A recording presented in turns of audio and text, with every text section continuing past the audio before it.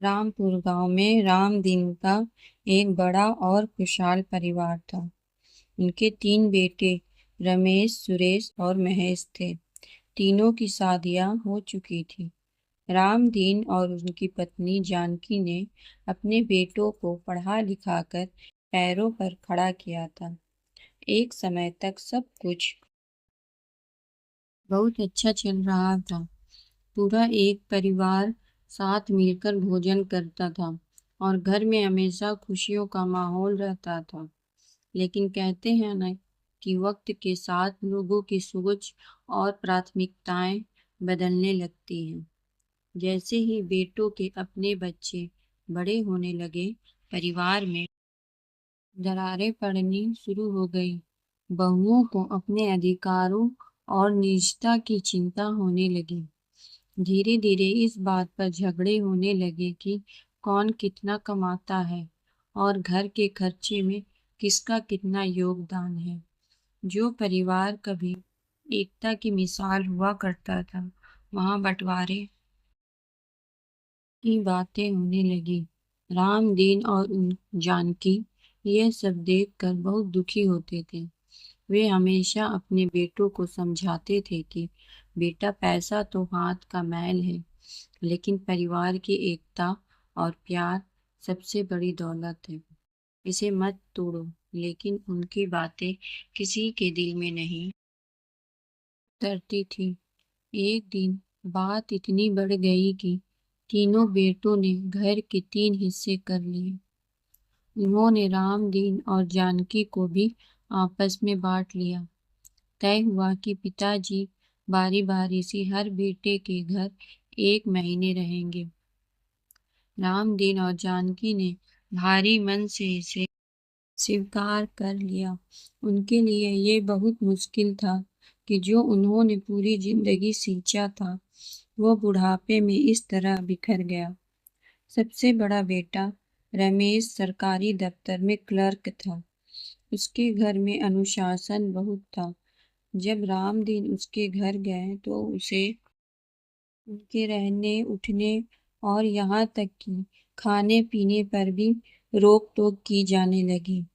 जानकी को बहू के तानों का सामना करना पड़ता था।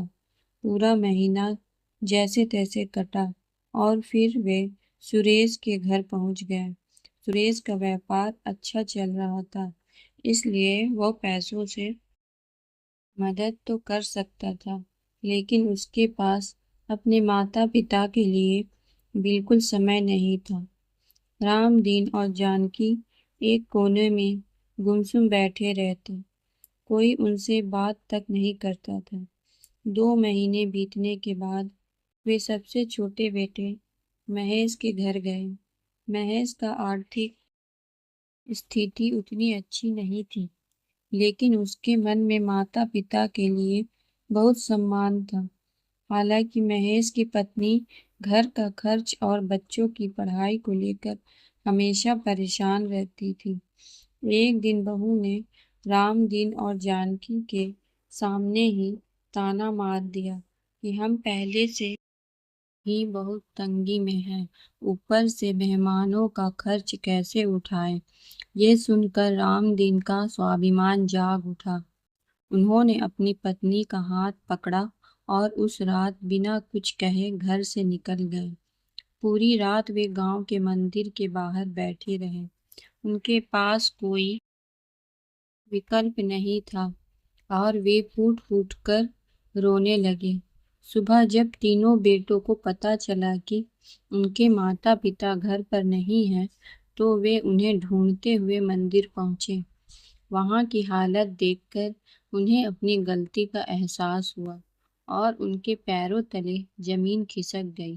बड़े बेटे रमेश ने कहा, पिताजी, आप हमारे साथ चलिए, गलती हो गई। रामदीन ने अपने दोनों हाथ खड़े किए और एक बहुत गहरी बात कही, बेटा, तुमने घर और संपत्ति तो बांट ली, लेकिन तुमने ये नहीं सोचा कि तुम माँ बाप को कैसे बांट सकते हो। क्या प्यार, संस्कार और हमारे द्वारा दिए गए त्याग का कोई बंटवारा नहीं हो सकता? बेटों की आंखों से आंसू बहने लगे। उन्हें समझ आ गया था कि पैसों के लालच में उन्होंने अपने जीवन की सबसे बड़ी पूंजी खो दी थी।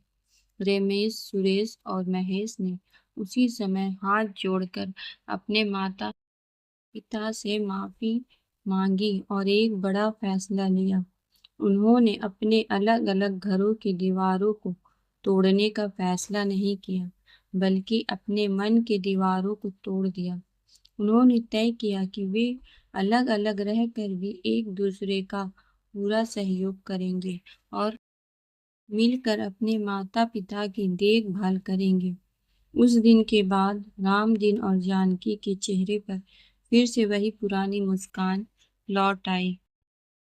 अगर हमारी स्टोरी आपको पसंद आई हो तो हमें कमेंट करके बताइएगा कि आपको ये स्टोरी कैसे लगी, ताकि हम आपके लिए और भी अच्छी स्टोरी लेकर आए।